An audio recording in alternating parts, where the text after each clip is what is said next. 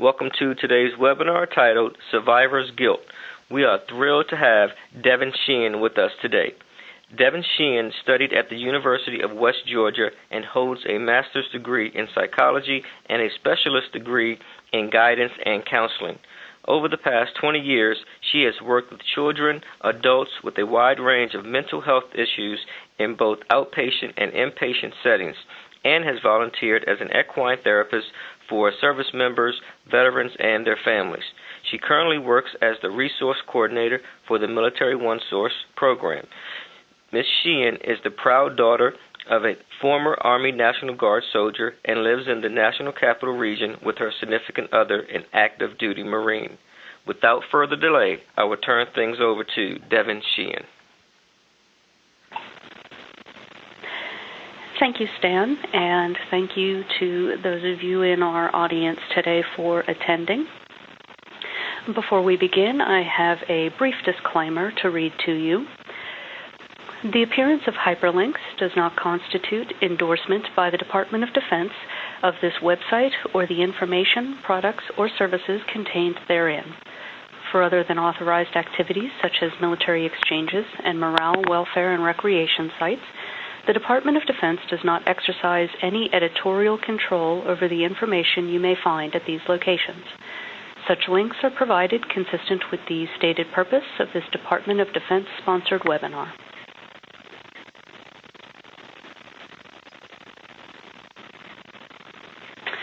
At the conclusion of today's webinar, you should be able to recognize the symptoms of survivor's guilt, gain an understanding of guilt, as well as learn coping methods for dealing with survivor's guilt. And our agenda for the webinar today will include what is survivor's guilt and when does it occur, symptoms of survivor's guilt, understanding the effects of guilt, how to cope with survivor's guilt, and children and survivor's guilt. We'll begin then with what is survivor's guilt. First of all, survivor's guilt is a perfectly normal response to an abnormal situation.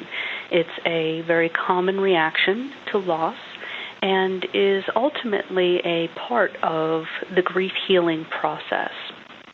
It's a deep feeling of guilt that is often experienced by those who have survived a catastrophe that took the lives of others. We can look at survivor's guilt as the beneficial feelings of selflessness or empathy that have basically been twisted back on themselves. The things that we as a society consider some of the best qualities about ourselves, kindness and concern, care for others, and love, can become something that's darker and more difficult to fully process due to psychological trauma. This survivor's guilt can derive partly from a feeling that one didn't do enough to save others who perished or those who were injured. It plays on the unconscious or almost superstitious thought that luck is essentially a zero-sum game. If you have good luck, then you've deprived somebody else of that good luck. They're going to have bad luck as a result. We know that surviving a life-threatening situation when another doesn't is an extremely traumatic situation. You have the initial incident as well as the associated trauma of seeing or knowing that someone else has died, whether that's through an accident, through illness, through trauma, or natural causes. Because we don't know the reason that things happen, or maybe why one person will live while another doesn't, it's a very difficult concept for some people to fully process, fully integrate. And survivor guilt really explores the other side of the coin of why me. Instead of why me, it's why not me? Why did I survive? And as a result, these folks might feel almost like they're the wrong person that survived. It's not right that they survived and others didn't.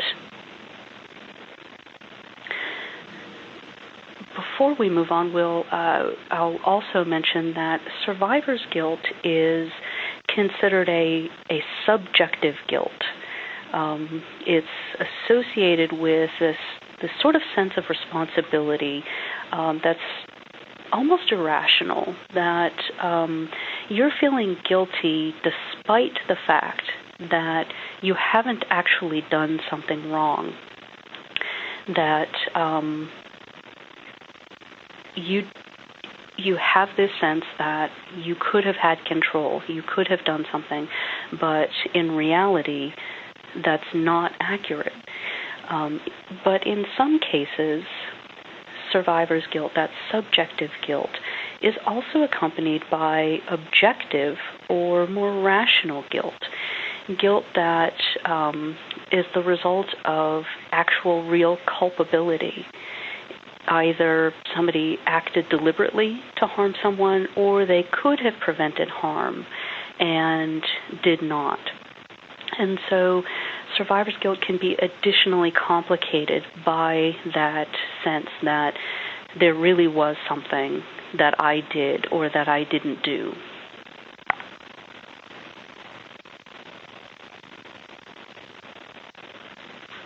When does survivor's guilt occur? It follows, of course, a traumatic event.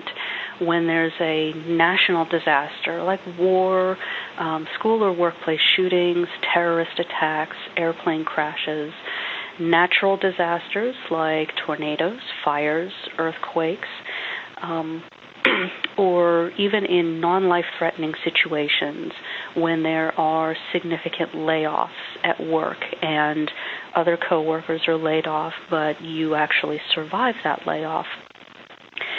Survivor's guilt is not limited to these examples, though. It can also occur when the loss is more intimate or personal, such as surviving a car accident. Friends and family members of those who commit suicide often feel survivor's guilt, as do those who survive, who kind of quote-unquote beat the odds of a significant medical diagnosis, as well as transplant patients. People can experience survivor's guilt even if they weren't anywhere near a disaster zone and didn't lose someone. A very common example, of course, is September 11th. Everybody watched this unfold on TV in real time, and as a nation, as the world watched and were impacted by what was going on, by this horrible traumatic event, many people felt guilty that these people perished and they were still living. They weren't impacted by this. People who have survivor's guilt, they essentially torture themselves with these unending questions. Why did I deserve to live when other people died? Why was I spared? Or what could I have done to prevent what happened?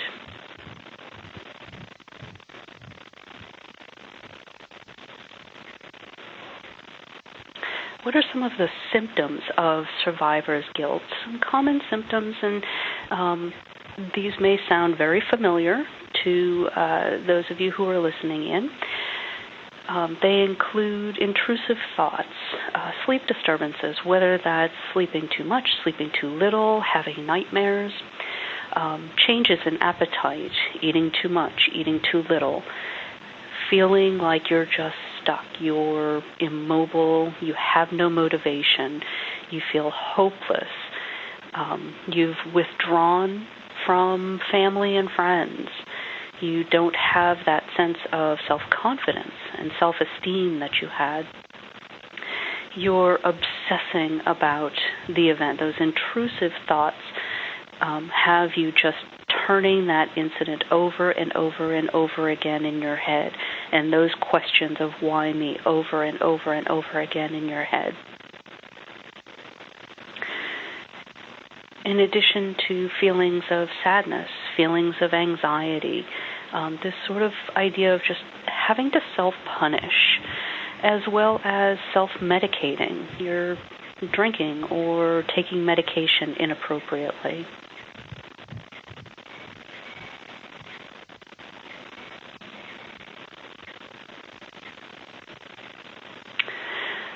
What are some of the effects of guilt? What are some of the things that this survivor's guilt can actually cause? Whether or not you are experiencing this unresolved or this survivor's guilt for actual or perceived reasons, it can result in many problems across many different areas. It can also result in negative responses from others and disrupted relationships. Guilt can immobilize people. It can hinder well-being. It can hinder the trauma recovery that people have to go through in order to move past and process the incident. It can hinder a normal progression through life. It can hinder positive relationships.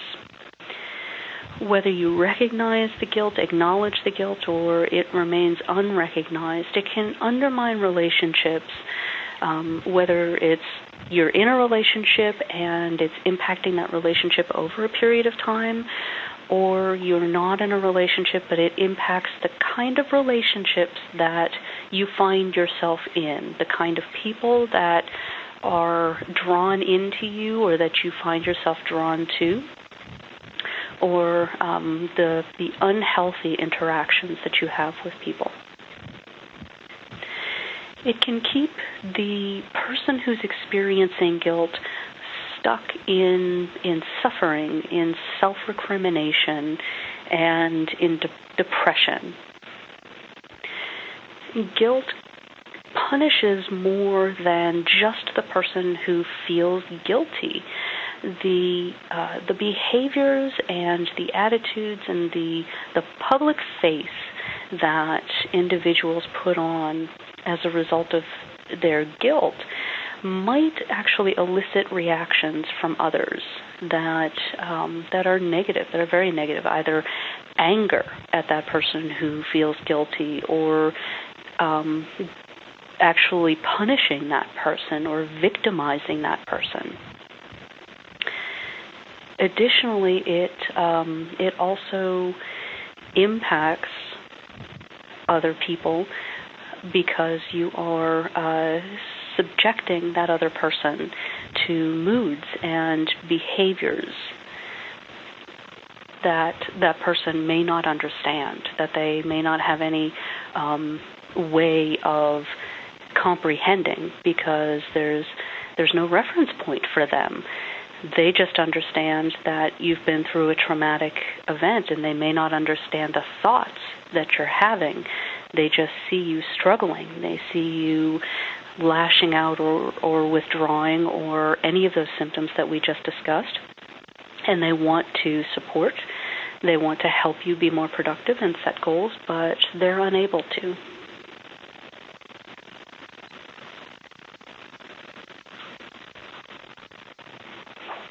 How can you cope with survivor's guilt?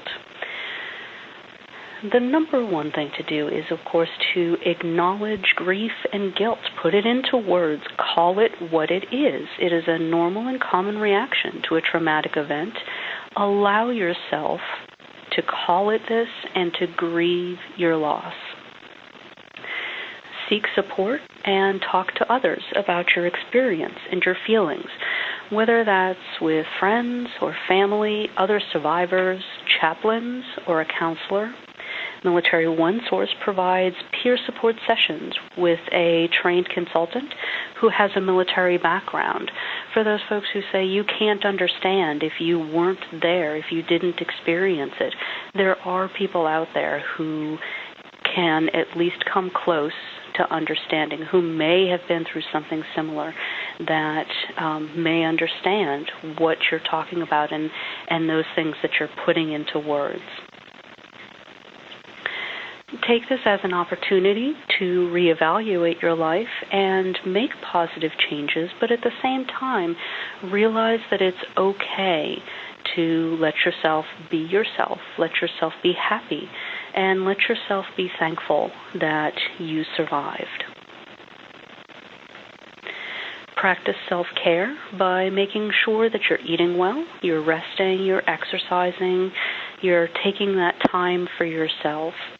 As you start to process some of the grief and some of the guilt, take the opportunity to honor the deceased by getting involved with helping others.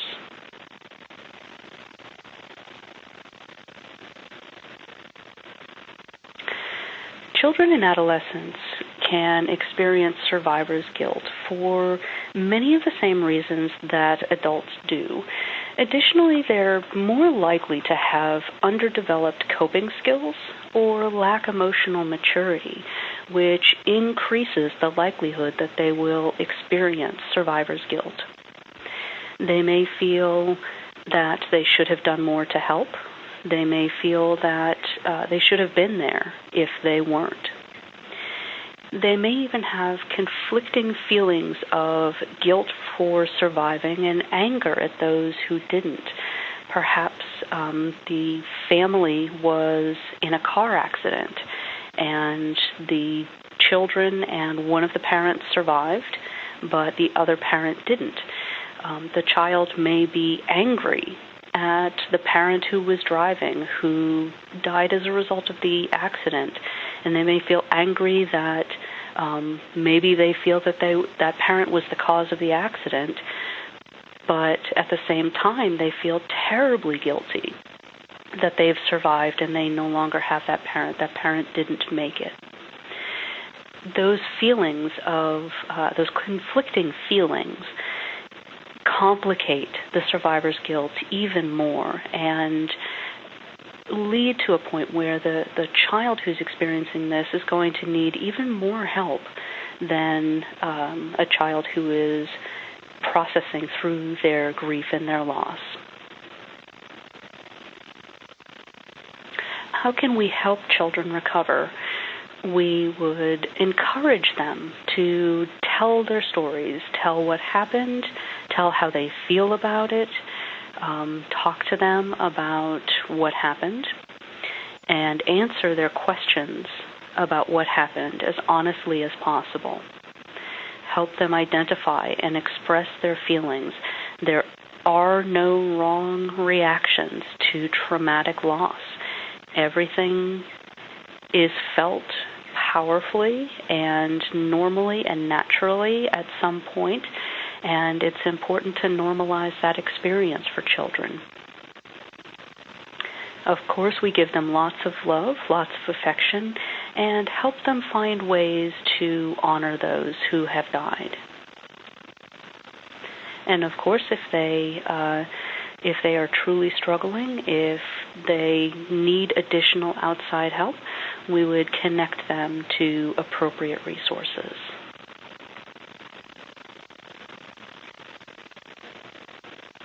To summarize, most individuals with survivor's guilt will recover with help from family, friends, and their community.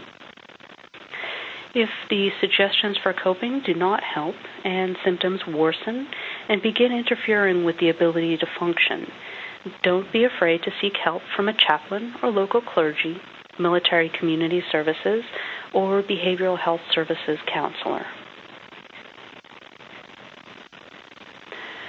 Survivor's guilt is a common and normal response to an abnormal occurrence. It's important to seek support from others. survivor's guilt can occur when there's a natural or national disaster or a more intimate and personal disaster, and individuals don't need to be present or directly impacted by those situations to feel survivor's guilt. Helping others can alleviate the guilt and prevent us from becoming immobilized by it. And if symptoms of survivor's guilt begin to interfere with functioning, don't be afraid to seek help.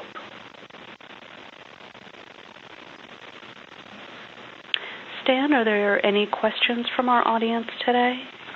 We do have a couple of questions.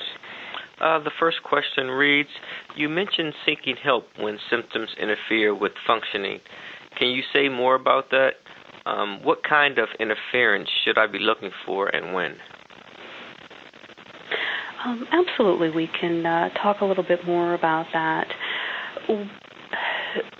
We went over the symptoms of survivor's guilt, and as I said when we started that section, many of those will sound familiar, but what you're going to be looking for in particular, any thoughts of hurting yourself or hurting somebody else, being severely depressed or hopeless about the future, unable to find any kind of positive in daily life or in thoughts of the future. Significant feelings of rage or just overwhelming guilt or overwhelming grief. Of course, using alcohol or drugs as a coping mechanism. And just being unable to function after the incident or the loss. You can't care for your children or for yourself. You can't get to work. You can't cook or keep the house up. And a good time frame is about 6 months for things to really start showing signs of getting better.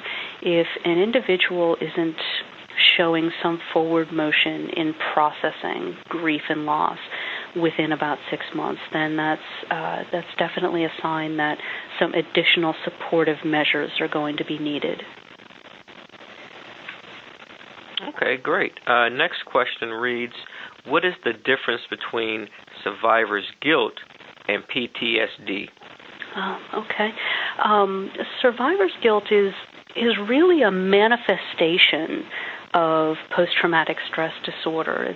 It's not so much that they're necessarily separate. They are extremely intertwined, and one of the classic manifestations of PTSD is, of course, survivor's guilt. So it's not so much that there's a difference. It's that they're kind of joined hand in hand, as one is a symptom of the other.